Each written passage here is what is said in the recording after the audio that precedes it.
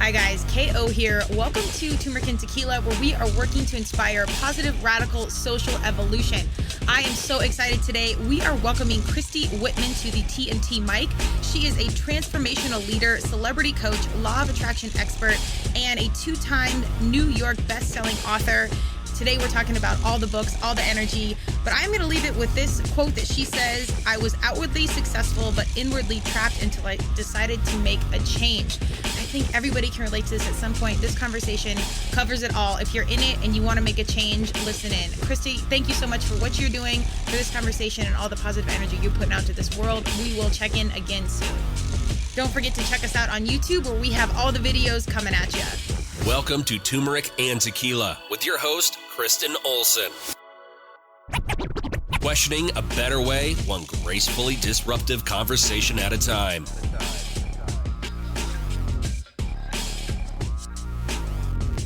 Welcome to Turmeric and Tequila. I am so excited today.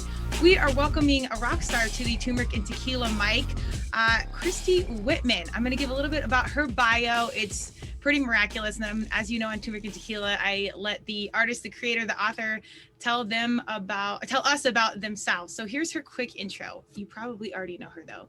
Christy Whitman is a transformational leader, celebrity coach, and law of attraction expert, as well as a two-time New York best-selling author of The Art of Having It All and Taming Your Alpha Bitch. She is also the author of the international bestseller, The Desire Factor and Quantum Success. Christy has appeared on the news, the Today Show, the Morning Show, TEDx, and the Hallmark Channel, just to name a few. She's been featured in Goldcast, People Magazine, 17, Woman's Day, Hollywood Life, Teen Vogue, just to name a few of the publications. And she's also the CEO and founder of Quantum Success Learning Academy and Quantum Success Coaching Academy, a 10-month law of attraction coaching certification program. Wow. Well, Christy, you are a busy human being. Manifesting's your cardio, apparently. Yes. I love it. Manifesting is my cardio. I love it.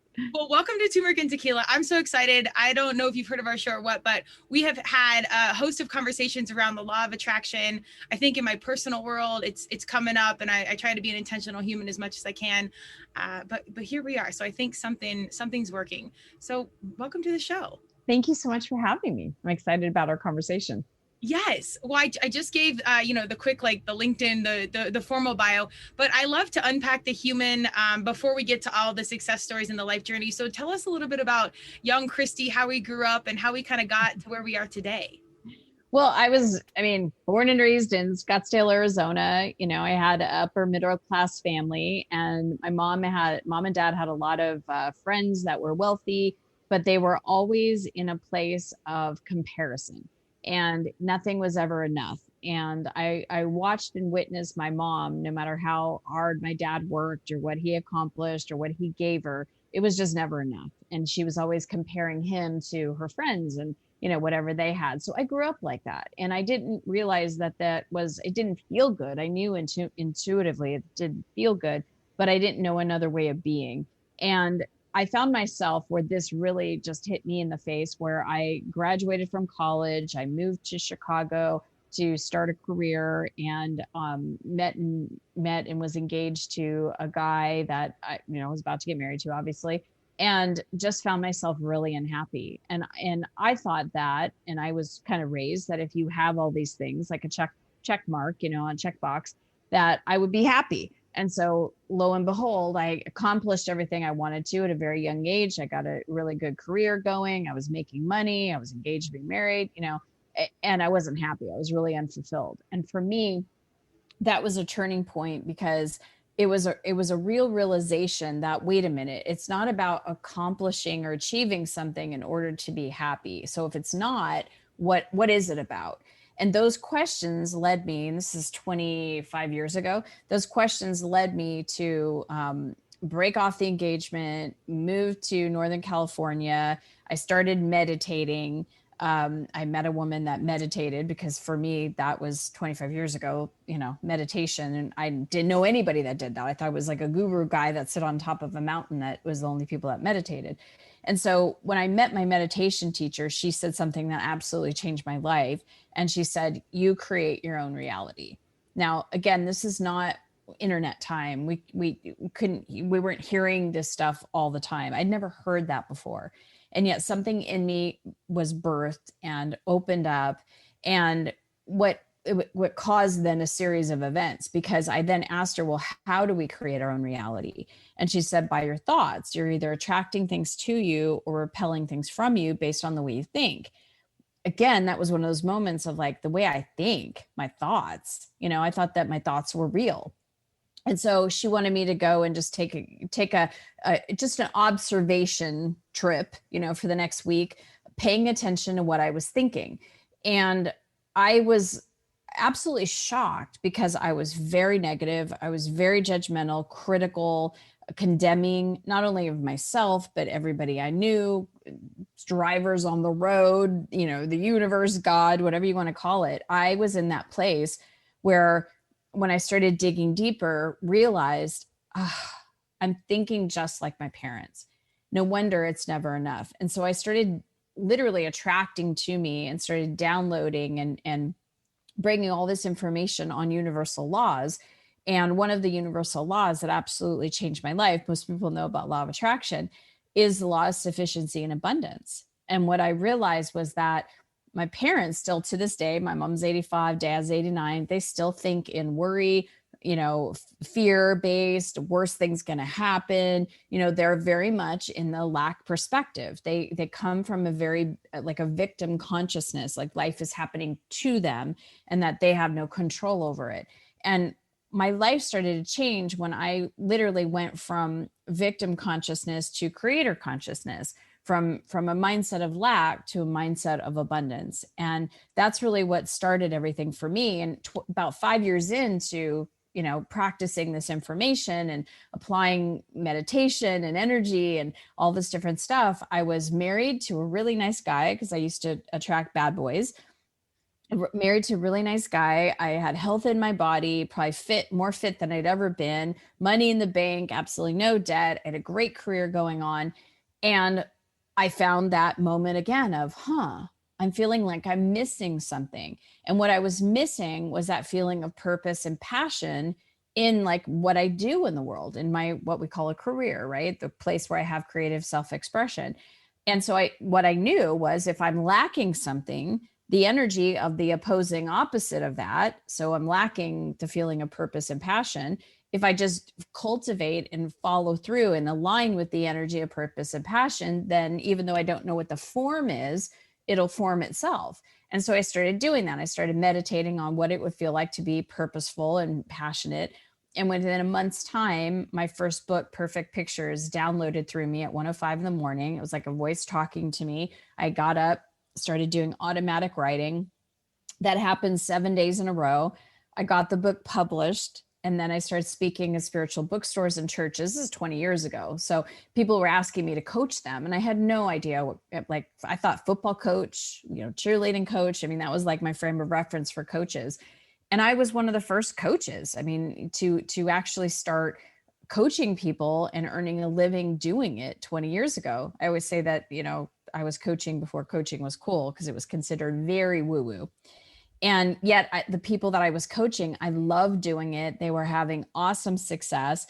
And so I just continued to lean in and followed that path. And I went full time in my coaching business 15 years ago. The Desire Factor is my 7th book. I have certified over 3,000 life coaches. I've created my own absolute having it all experience of life, because I've applied these spiritual principles to every aspect of my life. And so I am 15 years married with the love of my life. I have 2 boys, and just really grateful for life and that I know what I now know. Yeah. Well, I really love that. I come from marketing and branding world, and I started Turmeric and Tequila, the podcast, because marketing is essentially a ton of smoke and mirrors, and it's a lot of good, but there's also just a lot of production and storytelling, and that's what it used to be. And nowadays you see our kiddos, our young humans, consuming this media all the time. And I kind of lean into original philosophy of reality is nothing more than applied meaning. So the realities are being created off these digital devices that are great for small businesses. It can streamline, so much of our process and promotion and getting a positive message out. But there's also the flip side of that. So I was really about what I call graceful disruption and disrupting it. How did you lean in as a really young person and not having this as part of like your generational narrative? When someone tells you, you create your own reality, what was inside you that like believed it? Because that's kind of where I'm at. I'm like, how do I get the kiddos to believe there's a better way? Yeah, I can't honestly explain that. It was just something that I knew to be true. It just felt like a truth for me. And, I had kind of saw that because when I was living in Chicago, one of the things that I write about in the desire factor is that, a couple years before that, I was a smoker and like a heavy smoker. I was a pack and a half a day smoker. And I remember having this epiphany moment when I went shopping with one of my girlfriends. We were, in one of the malls in Chicago, and I saw a Coach purse. And I got so excited about this Coach purse, but I told myself I couldn't have it until I quit smoking because my image, and it's all subjective, right? It's all like what we think and what we perceive and everything. But in my mind, now I know there are people that smoke that have Coach purses, but in my mind, the people that wore Coach purses are non-smokers. And so for me to reward myself and award myself, to get a Coach purse, I would have to become a non-smoker. And that it really, the desire was a Coach purse, but it's like who I became in the process of attaining that purse. Right. And I still haven't, I've been a non-smoker ever since. But what happened in that moment was something that I understood when she said, you create your own reality, because I thought about who I needed to become. And I then became that person. And so I started thinking like a non-smoker. I started feeling my way into what it would feel like to be a non-smoker. And that became what I did. And then the perfect moment came when like the situations all lined itself up where I got the information. I was like, I'm done. And I bought the patch. I did the patch, but I smoked my last cigarette, 27, almost 28 years ago, because I wanted that purse, because I was wanting to become the person that would attain that purse. And so for me, it was when she said, you create your own reality, I had already had that type of reference of, yeah, I just did that. Right. And I don't know how I did that, but I knew how powerful that was by shifting my thoughts and shifting my energy. Literally, it was like shifting my persona. I was no longer a smoker. I now embodied being a non-smoker. And so that kind of was evidence for me that I already did that. And intuitively, I already knew how. So I already saw the evidence before I found out that we do create our own reality. Do you think that skill set is innately, or the intuition I know everybody has, is just, if we choose to lean into it, but do you think that skill set, kind of like that reframing the mindset, once the way you digest it makes sense to you, do you think that's within everybody? Absolutely. Absolutely. Yeah. So, every single person has the ability to bring in energy and to shift. It's kind of like, watching a TV, right? And you have your remote control and you're like, I don't want to be on that channel anymore. I want to go watch Friends, or something else, right? And we all have that ability to change that energetic channel, because that's what I did. I changed the channel of being a smoker and all that implied to being a non-smoker and all that implied. And it's literally like shifting and changing that within ourselves. Because when you think about it, all anybody ever has, we all have free will, but all we ever have free will about is our consciousness. And what is our consciousness? It's what we say, what we think, what we perceive, what we feel, and then the actions, behaviors, habits that we do, right? And so when you understand that, okay, I'm coming from lack in the way I'm thinking right now, I have the ability to change that thought into a thought that feels better, right? Or I could say more words that are more empowering. Instead of saying I can't do something, say I can do something. We all have that ability to do that. And the more that we practice it, the more we become self-actualized, and the more that we really get to know ourselves and pay attention to ourselves, then we have more control to apply it. Absolutely. I couldn't agree more. And I, again, kind of leaning towards our kiddos. I'm here for our adults as well. But you look at, I don't know, you can argue nature or nurture. You see our Western culture and you see what's happening in our school curriculums or what's happening at homes. I didn't grow up in a space where it was, we weren't a religious family. We were all very much athletes. So Sunday, like sports was our church, and that's what we did. But there was a little mindset with that as far as like visualization with sports, like winning a game or kicking a goal or whatever. But the conscious mindset around getting to know yourself, your core values, understanding what you want, and your what you care about, like truly within your heart. It's still kind of a new conversation. However, again, the upside of the internet is young people can seek out these kinds of conversations and start to question a better way earlier on, and kind of navigate that space of like the breakdown or breakthrough of getting to a more conscious space. Do you think it's more a question of like getting into the homes or getting into the schools as far as shaping this mindset earlier? I think it's actually both. I mean, because when you think about, a child, right, they're just so ripe with, like they're like a sponge, and who influences them is the caregivers in the home, the parents usually, because sometimes it can be aunts, uncles, grandparents, and then it's their school, right? So what philosophies are they learning in school? And like, is the school just teaching the basics of math and history and those kind of things? Or are they bringing in the conversation of mindfulness? My kids, for example, go to a Montessori, and it's great because they talk about mindfulness, and they have them do a couple minutes of just centering and meditation. And they'll have them, as much as my kids just absolutely hate it, they'll have them do yoga a little bit in the morning. And, but it's good because it's teaching them to center themselves. And, even the things that they do, like you're saying, sports. I mean, sports has such a great ability to teach kids about, how to cooperate and how to get along and work with others. And, you might have something that you make a mistake with. And if you beat yourself up the rest of the time you're on the field or doing whatever it is, you're going to be in a negative place where you're not going to show up and play well. But if you just let that last play go and you show up in your presence and you then go, it's like, I'm seeing that with my own kids where they go to a great school. They've got parents that are very conscious. We've been teaching about universal laws and law of attraction, how to master their energy, how to process their emotions, all of that. And yet they're gaining so much from the sports too. So it's really the activities also. It's really the entire, if you think of it as a bubble, it's like, what is their bubble and what's influencing them inside of that bubble?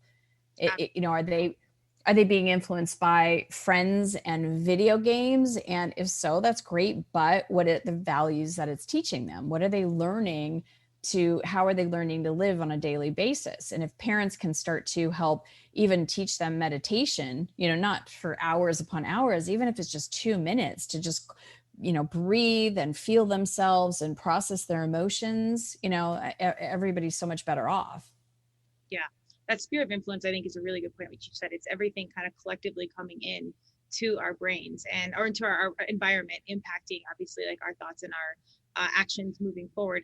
And I always argue, like, I want to get to these, but I also, on the flip side, think all things come in due time. So it's like this juxtaposition of putting the word out there and then also knowing, like, would I have listened as a 12-year-old, even if my parents were super, super into certain things? I don't know. Like, I don't know if I'm someone that I think a lot of like my type A's, like, we have to go through deep breakdown and breakthrough to be like, okay, now I'm here and we're catching on. I liked one of your quotes. You said, I was outwardly successful, but inwardly trapped until I decided to make a change. And coming off the conversation of our young people, I think in 2021, coming off 2020, a lot of our parents, or dare I say, I just turned 40, our middle-aged humans are kind of at this point where maybe we've had corporate jobs or we're looking for a change. We're at that breakthrough point, and we're questioning a better way. What do you had like a message come straight to you and you listened. What do you think is a good step one for somebody that's in it, that's like, okay, I hear this podcast. What is a good step one to make this change? First of all, connecting with your desires. I mean, that's why, the Desire Factor is such a powerful book now more than ever, because there has been so much of, you can't do this and you can't do that and you can't do this and you can't go here and you have to wear this and you can't, there's so much of that feels like our freedom has been taken away and our choices have been taken away. And so it's breaking out of that and saying, okay, wait, I'm going to give myself permission again to dream into desire, because desires are the birthplace of all creation and nothing happens until there's a desire. And so a lot of times people get numb where they're just like, ugh, I'm going along. And especially if you get into a rut, like a lot of people got into in 2020, it was like, they stopped being creative. They stopped asking themselves, what do I desire? What do I want to be? What do I want to do? What do I want to have? What lights me up? Because those desires, when you start asking those questions, we start to receive desires, and those desires get us excited, right? It moves energy through us. And then we start the creation process. And so giving ourselves permission to really sit with ourselves and asking, what do I want in this next phase of my life? As I wrote in my one book, The Art of Having It All, it's like, from decade to decade, from, moment to moment, things change. And we get to decide in all aspects of our life, what do I want to have? In the aspect of my well-being in my body, what I want it to look like, what I want it to feel like, do I want to challenge myself by going and hiking the Grand Canyon or running a marathon? What do I want to do physically in my body? For my finances, am I good with where I'm at, or what's the next level for me? Do I want to create that? How do I want to feel with my finances? And, you look into your career. Am I really loving what I'm doing for a living? And if not, what am I perceiving that I'm missing? Right. And then feeling that energetic connection like I did. I felt I was a pharmaceutical rep. I'd always desired to do that. I was making great money. And then I found myself going, is this it? Like if I get a headache, I take peppermint oil, so for me, I felt out of alignment trying to have doctors prescribe more of this medication because I wouldn't even do that for myself. So it was like, I want to be on purpose, and I want to feel passionate about what I'm doing. So that birthed the new desire. So we have to remember that life is going to cause contrast, meaning things that we don't want, or we become aware of things that we don't appreciate. And in that, we can take that contrast of what we don't want and ask ourselves three things. What do I want? Why do I want it? And then how do I want to feel? Because we always want something because we think that if I get it, I'm going to feel a certain way. If we can just identify what's the feeling state that we think we're lacking in and feel that, whether it's passion, purpose, freedom, joy, security, support, whatever it is, start to cultivate that feeling. Well, now we draw more experiences to us. Very well said. And I love how you talk about, fears, trauma, and letting go. I think that's three really big things. And you talk a lot about that in a few of your books, or probably all of them, in that process. But I think sometimes you have to clear that stuff up to get to what you really want. Do you think that that process happens like collectively, or do you think it's like you got to unpack some stuff before you really know what you want? It's always ongoing. It's a constant. We're always in a state of transition, whether it's from this moment to this moment, or from, a relationship to not, or a new job. There's always you get to know yourself when you attract something and you are wrestling around with it, or relating with it. You get to know more of what you like and what you don't like. And that's the beauty of getting older, is right. I'm 50 now, and it's like I'm clear of what I want to spend my time on, and I'm clear on what I don't want to spend my time with, because I know what lights me up. I know the people I want to be around. I know, what I want to create, what gives me juice and what doesn't. And so it's a constant involvement of learning with ourselves, and saying no to the things that don't work, letting go of the resistant and the old past, imprints and traumas that come up. I mean, the thing to know, and here's the beauty about desires, is that wherever you are in your life, when you make a desire, when you create a desire, there's a gap between where you are, the absence of it, and you having it.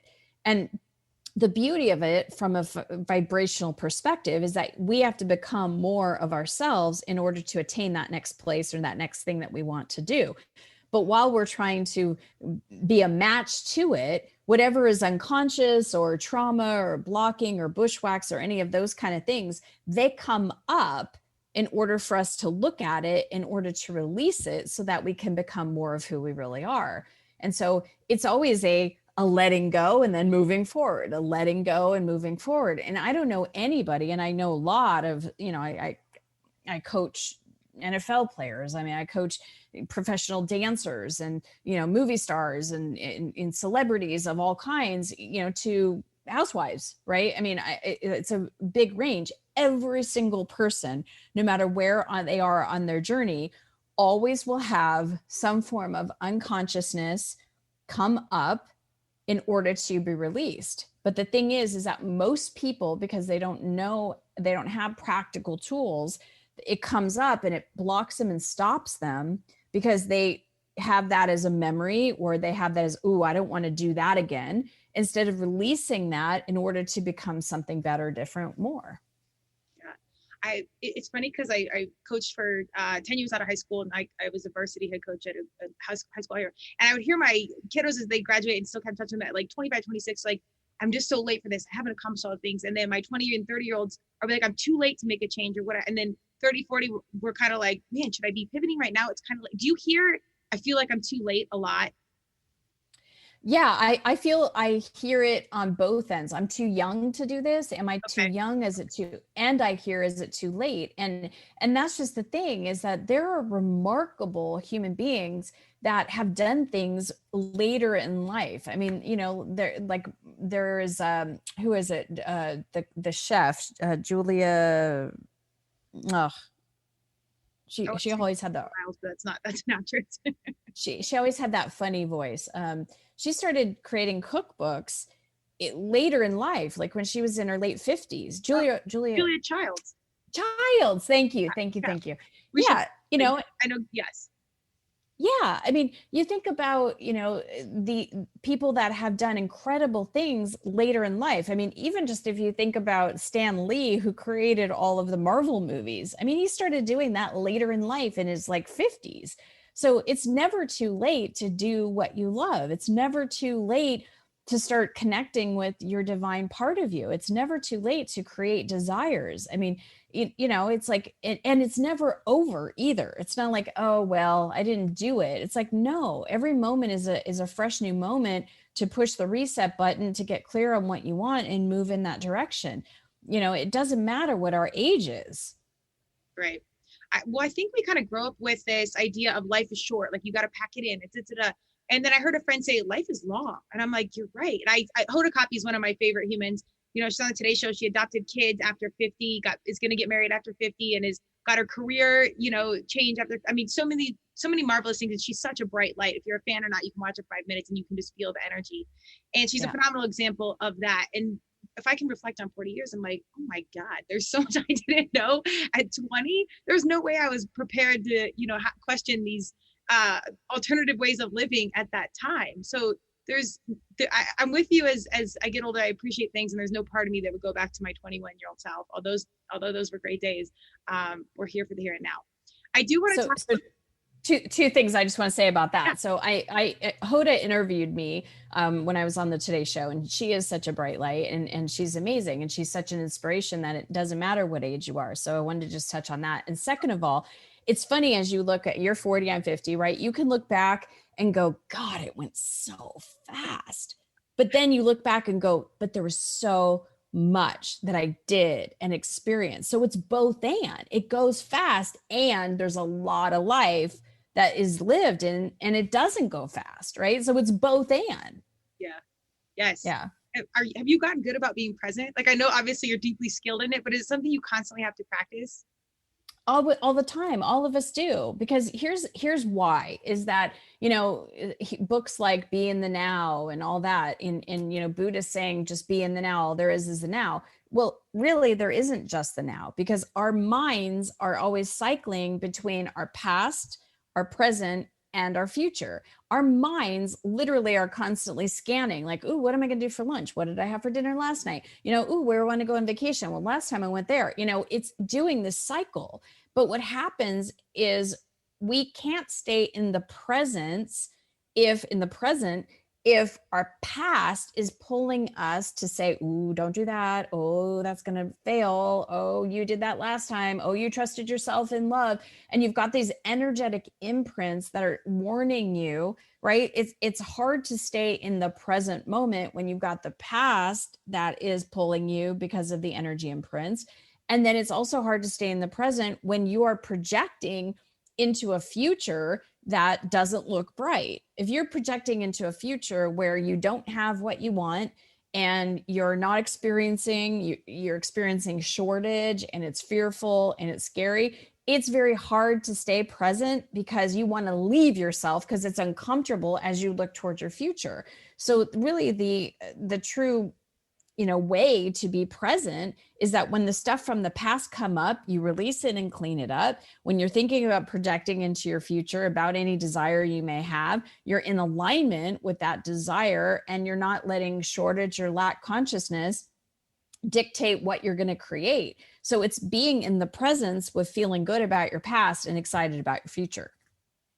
I need to put that on loop and just have that clip readily available at all times so I can get back into the moment, because it's such a cycle, and it's even when you're good about it, I don't know, I've just found it's a constant practice. So I'm glad to hear that the experts are in it as well.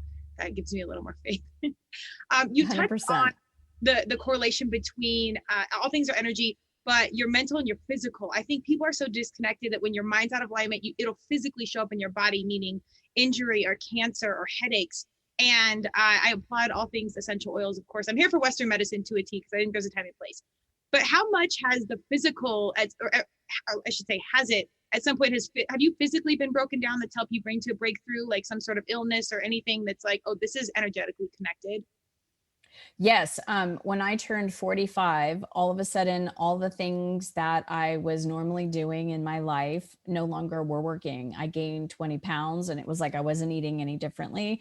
I was working out the same way. I felt constantly tired. I was moody. I mean, my mood swings would be like up and down. And my husband was like, "What is happening with you?" And the Western medicine doctors would say, "Oh, you're 45, your hormones, you're perimenopausal. So that's just the way it is. And now that you're this age, you're going to have to work out more, eat less, because, now you're going to continue to gain weight." And I went, "No, that's not happening." And within less than a year's time, I completely healed. When I did go get blood work and all that kind of stuff, my thyroid was completely shot. I mean, I had just the estrogen and the testosterone. I mean, everything was just shot. And I was able to literally level things out. I am 50 and healthier than I've ever been. And another thing, and just this brings up, is that when I had kids, I was 38 and 39, almost 40 when I had my two boys. And what happened was, and I would hear this from everybody that was a parent, "Oh, now that you're a mom, you're going to get sick all the time." And I was like, what, why? And even though I didn't have my kids in like a daycare, so to speak, I would go to the gym, and there would be a gym daycare, and there wasn't a lot of children in there, but they would get sick, right? They had the runny noses, and then I would get it 10 times worse. So I got to a point where it was like, I constantly was sick every single month. I would get better and then get another cold. And I remember what really hit me is we were about to go on a Disney cruise, and everybody was well. Right. And I was like, "Oh, okay, let's just keep everybody well." And there was a little girl that came into the daycare like 2 days before we were about to leave for our trip. And I was like, and she had a runny nose. And I'm like, if that little girl, I was so like, if that little girl gets my children sick, I'm going to be mad. Well, what happened is they got sick. And then I am literally getting on the ship, hacking and coughing and all this stuff. And I went, wait a minute. I've been focused on, oh my God, and a lot of people have been doing that with the pandemic. Like, oh, I got to, keep myself away from all of these bad germs. And I became a germaphobe and, freaking out about, oh my God, that kid's got a running nose. Let's stay, 50 feet away from that person. It became more of a shift of, wait a minute, if I have a strong immune system and I am in well-being energetically, I can be around a little snotty-nosed kid and I won't get sick. And that mindset shift completely shifted, so much so that I started doing things like getting acupuncture every 2 weeks to increase my immune system, right? I was just totally focused on, I am well. And now it's amazing, knock on wood, anytime the kids or my husband get sick, I still have total full well-being. I haven't been sick in years because I am focused totally on what I do have control of. And that is my consciousness completely and totally aligning with well-being. Even when the pandemic hit, people were freaking out, right? I'm like, if I get it, I know that I'm going to be in full well-being and my body will it will work it out. And I could be around it and not even get it because I vibrate in full well-being. And that is just the truth. That's my commitment. That's my decision. I love that. That is such an important conversation, particularly in 2021, when we are trying to take hold of not just our lifestyle, our career, our choices, but our health. And the conversation is so separate and it's so not. And it's unfortunate that these kind of conversations, or even that question is like, oh, like people hear this and like, oh my God, you're right. I think back to like the worst part of my life and I was the sickest, or I got injured, or something, it threw me off, and I had to like unpack that mindset. So thank you for sharing that. Cause I think it's such a really important conversation. Shifting a little bit. So we're on book number 7. You've covered, I think, main themes of just human optimization is kind of my background. So I'll say human optimization, generally speaking. Why the desire factor now? And tell us a little bit about it. Well, it was interesting because all of my books come through as like a download. And so I don't go to just write a book. I don't go, oh, it's perfect time to write a book on desires, right? It's like it literally comes through me and I need to write about it. And this one was different because it came in waves. And the first wave, it's I don't know why this always happens, but when I'm on a cruise ship, this always happens. But I happened to be on a cruise ship. I was in the middle of the Mediterranean. I was on this cruise ship with my mom and my dad, my husband and my 2 boys. I had gifted everybody a trip, first class, right? Just amazing accommodations. And we had just gotten back on the ship from Venice, Italy. And I was unwrapping a bag from Dolce & Gabbana, a purse. And I was appreciating this purse. And I was reflecting as I'm holding this purse, I'm reflecting on, again, who I became in the process of being there on that ship holding this purse. Because what you don't know is about 8 years probably prior to that, I think it was maybe 7 or 8 years, I went on a trip with my husband and my mom and dad to Italy. And one of the places that we went to Venice. And I've always been a fashion girl. I love fashion. I've always, like when I was a little girl, I just loved dressing up. So here we get to Venice. And I thought literally I found like the, fashion capital of the world. I mean, store after store after store, stores I never had seen before.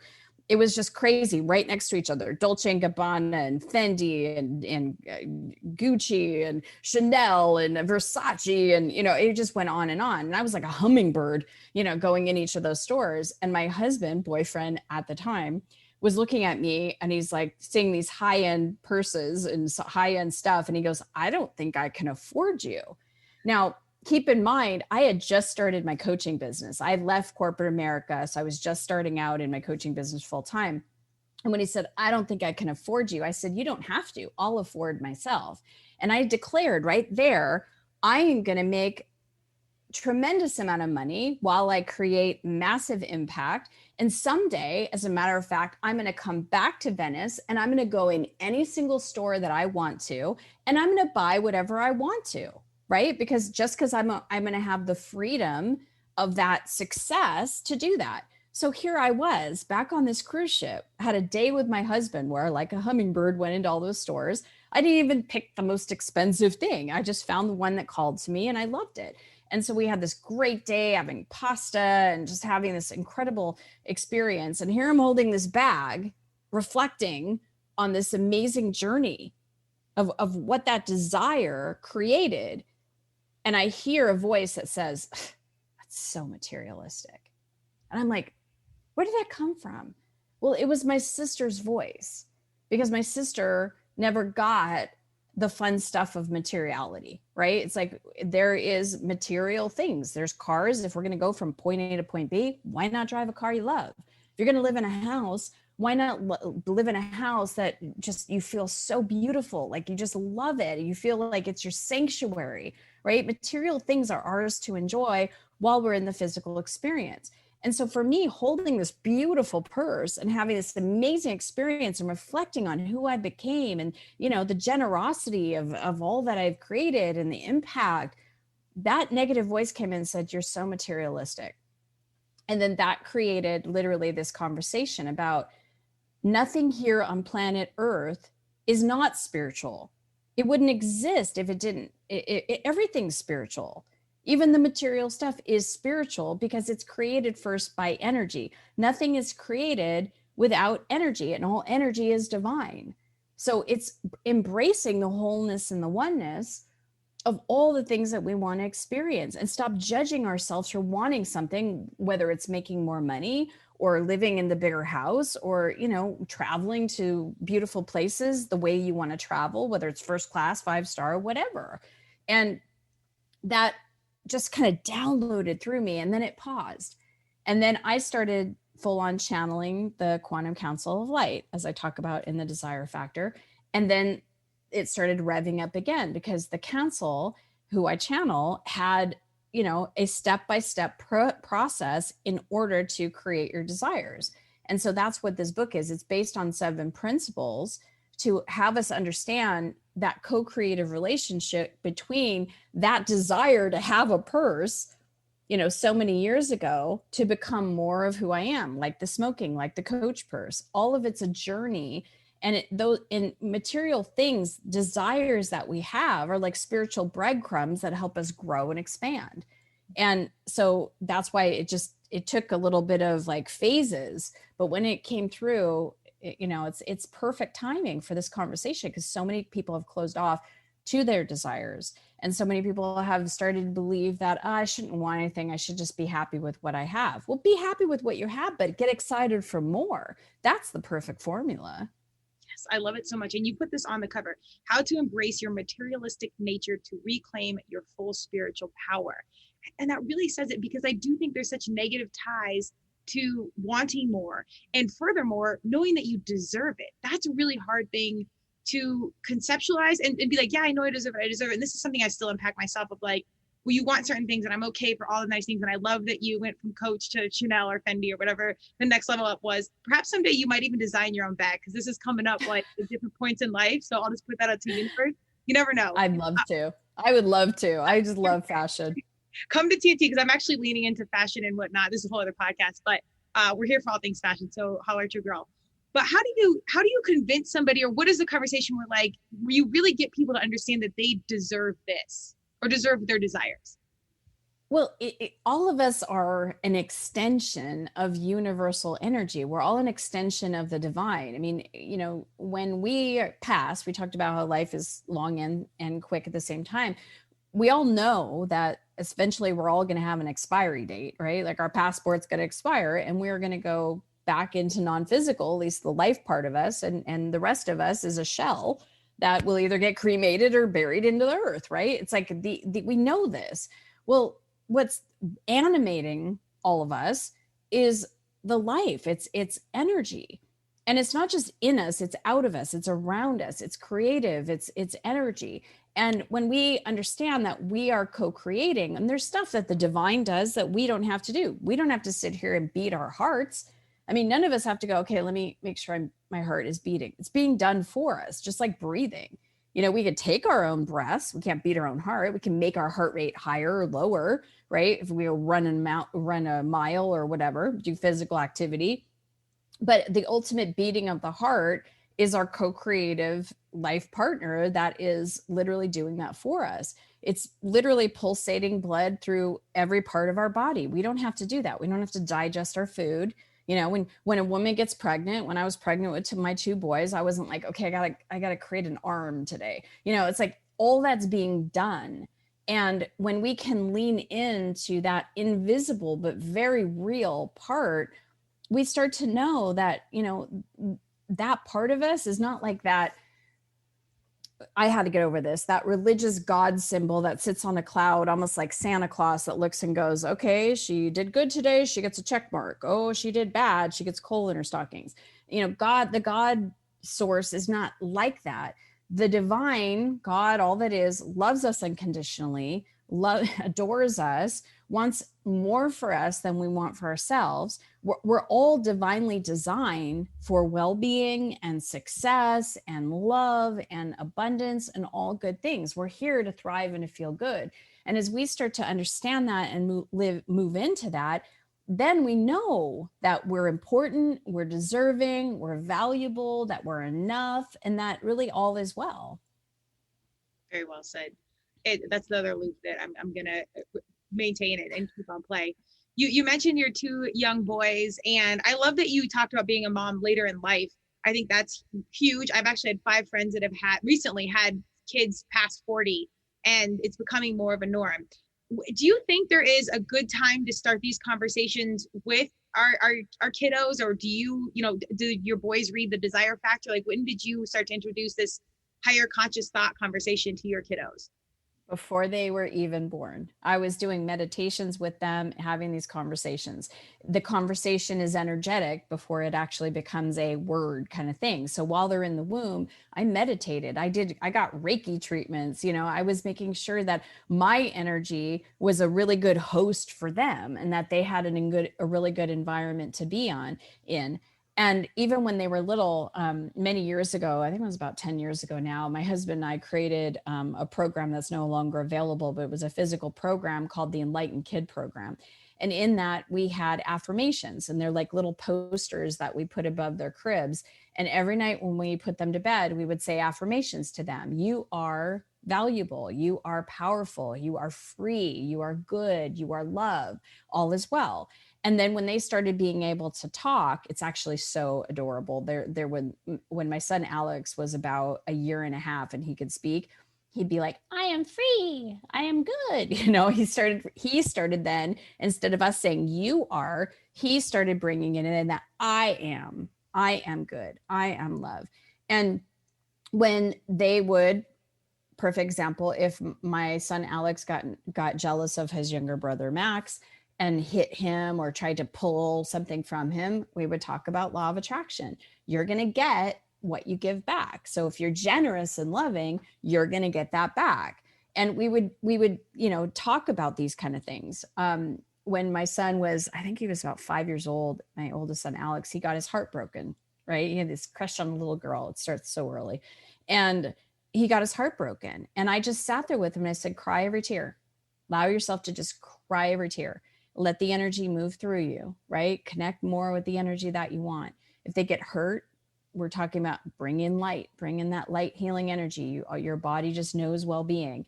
I do healings for them. And I've actually started doing healings for some of the kids on the soccer teams. If they get hurt, I'll come over and go, you want a healing? And they're like, yeah, so it's been a conversation that they've just been with since day one. And it will always continue because that's how we live our lives. That's amazing. I can't wait to see what they're doing in 20 years. As you're telling this, I'm thinking like, this is not what my parents did. In fact, I actually remember my mom being like, yeah, we knew we were going to go into labor. So I took a shot of whiskey. And I'm like, well, maybe this was your manifestation of my world now. I don't know. My parents were phenomenal. It was the 80s, folks. So, it was a whole different set of health and wellness. My mom took Valium when she was pregnant with me. And I'm like, it's a wonder, really. Yeah. It's all going to be okay. But the intentional, I'm genuine when I say I'm really excited to see their pursuits in their world because they're equipped with these skill sets so early on. 5 to have your heart broken that's pretty young. So he is going to have a massive set of skills to maintain really successful relationships, I think. Yeah. Well, I mean, it's amazing. Someone asked me yesterday, is it more exciting to see them succeed or you succeed? And I said, it's way more exciting to see them succeed. And as a matter of fact, like they're both thriving in their lives. We just literally got their report cards from school and they're both all A and Bs and they've got lots and lots of friends and they're likable and they're succeeding on their soccer teams. And, Maxim, I'm just like such a proud mama because he went into a soccer camp last week for Real Madrid, which is, one of the major professional European soccer teams. And he was asked and picked out by among those players that were there at the soccer camp to go and train with Real Madrid coaches and players next spring, and it's like, whether we go or not, just the fact that he was asked is such an honor. So I see them thriving in their lives. I see the presence and the light in them. And, I just see them in all aspects of their life. They're healthy, they're into fitness, they eat well. I mean, they're just good-hearted human beings. And that just thrills me beyond anything. Cause I know that it's, the relationship that I have with my husband and myself, this is one of my biggest things is that my mom and dad, they've been married 65 years. They're in their 80s. They do not have a good relationship. They've never been respectful to each other. They've never known how to communicate. It's actually very abusive emotionally and mentally, and at some points have been physically. And I knew as a small kid, I used to beg my mom when I was a kid, and I was about 7 years old, divorce him. And she would say, well, what am I going to do? Because, women back then, they relied on their husbands. They didn't have careers. They didn't believe in themselves to make money. And for me to create the family that I've created and the relationship with my husband so that my kids grow up in an environment where they see us hug and kiss and they see us flirt and they see us communicate. We might not always agree on the same thing, but they see us communicate so that we come to a common understanding. And I'm just, for everything I've accomplished in my life so far, that is the best gift I've ever given them. And I'm so grateful that I know what I know and I've transformed myself enough to be able to give that gift to them. What a wonderful message. I just the fact of our past doesn't have to be our future. What we grew up with doesn't have to be the way we're going to be lovers or parents or show up in a relationship. And again, these are things I'm learning. So perhaps this whole interview is just for me to be like, it's okay. Like you're in it. And when you talked about your parents, I'm a product of divorce. My parents actually now have a great relationship and I idolize so much of their world. But again, these conscious conversations, the skill sets, the tools, just the mindset, none of that was there. And I have faith that at some point it might be with them. But the narrative I've had to unpack over the years. So I hope people listening to this can say, that's not what I came from. And it's also not where I'm going. And you can shift that around. I think you already answered my next question. What is success to you right now? Like what's exciting after all these goals and accomplishments, fabulous kiddos, fam, husband? What are you excited about? I'm excited about a lot of things, but success to me is just that absolute feeling of fun and joy on a daily basis, because I know that it's the feeling of being so joyful and contrast happens. I have things that happen, but it's having those processes and tools to be able to get past the contrast, to be able to then return back into alignment. And that for me is success. That for me is really having it all, knowing that things are going to happen in the world. Things are going to happen. I'm going to get news. I'm going to hear someone died or something happened. Someone's going to be rude. Someone's going to say something. Someone's going to have an opinion. But to be able to really neutralize that within myself so that I'm finding and creating that joy so that I can continue to have, joyful moments with my kids and in my business, with my clients, with my husband, that for me is success. Very well said. I ask everybody on the show, turmeric is my chill and tequila is my thrill. What's your chill and what's your thrill? Well, my chill is definitely meditation and doing light work. And my thrill is just, watching my boys play like sports, watching them succeed. I do different thrills. Like we're going to go to hike the Grand Canyon, so those are different thrills that I have as well. So I love that. Is there one piece of advice that you have heard over the years? And I know you've spoke with incredible humans and that has really stuck with you, that has helped kind of guide your journey? Oh, there's so many. I mean, really, it was that first moment of hearing that you create your own reality, because I go back to that all the time, that no matter if I'm pushing up against something in my world, I get to go, wait, I create my own reality. Like the example that I gave with me getting sick all the time is like, wait a minute, I'm not creating my own reality. I'm being a victim to this. So I create my own reality. Therefore, I can create my well-being. I can create my finances. I can create my success. I could create my loving relationship. Because I create my reality, I get to decide and flow with that energy. And I'm in the power seat. I get to be the one responsible instead of a victim too. You're creating your reality. I really hope people hear this. And again, if you're at that breakthrough point, know that you have the power to make the step forward and change things into what you want them to be, and chase all the materialistic dreams, because they're not a bad thing either. They're fun. Christy's handbags are coming at you. Be ready. Where do we find you? And I'm going to keep within about 4 more minutes, but tell us a little bit about where we find you and the council, which I'm super intrigued about. Yes. So the council are ascended masters. It's like high vibration consciousness that comes in and my consciousness goes out. So they come in, and you can see on my YouTube channel, I have lots of videos with the council. I have my eyes closed and I sound like I have a British accent. So and the energy is very, very different. It looks like my body, but it doesn't look like me. So they're really here to teach for all of us to be energy masters of our lives. So I have a YouTube channel. You can go to ChristyWhitman.com. I have an amazing free program called Watch Your Words. That is a 30-day video program that's between 2 and 4 minutes each day that tells you the word or phrase you absolutely want to eliminate from your consciousness, why, and then what to say instead, because that's part of our consciousness is our words, and words create everything. Words are the beginning of creation. So you go to watchyourwords.com. I'm on Instagram, Facebook, everywhere. We'll list all your handles. And I do have to give a shout out. Your YouTube page is incredible. And I don't casually say this. I'm dipping into YouTube. We're working there. But it's a new medium. There's 5,000 mediums now. Yours is very, very well done. So shout out to that. That's a very big deal. Thank you. Thank you very much. Well, I love what you're doing. Please check out Christy. The books are phenomenal. The energy is wonderful. I love what you're putting into the world. I'm so deeply gracious that we have a universe now that is consuming these talk points and this conversation. I think as all things are, it's right on time and major shifts are happening. So I'm glad to hear you are a human at the forefront of it, kind of leading the way. Thank you so much. All right, we'll catch up soon. Check out Christy. I'll put all her handles down below. Like I said, the YouTube page is phenomenal. That's a great place to start. But Christy, I'd love to check in again down the road and somehow kind of keep in touch. And I will say, if you see Hoda before me, I'm manifesting it. Please tell her I said hello. I will. I love it. Thank you so much. Have an awesome rest of the day. Thank you for joining Turmeric and Tequila with your host, Kristen Olson. Tune in next time, and don't forget to subscribe on Apple, Google Podcasts, Spotify, or wherever you listen.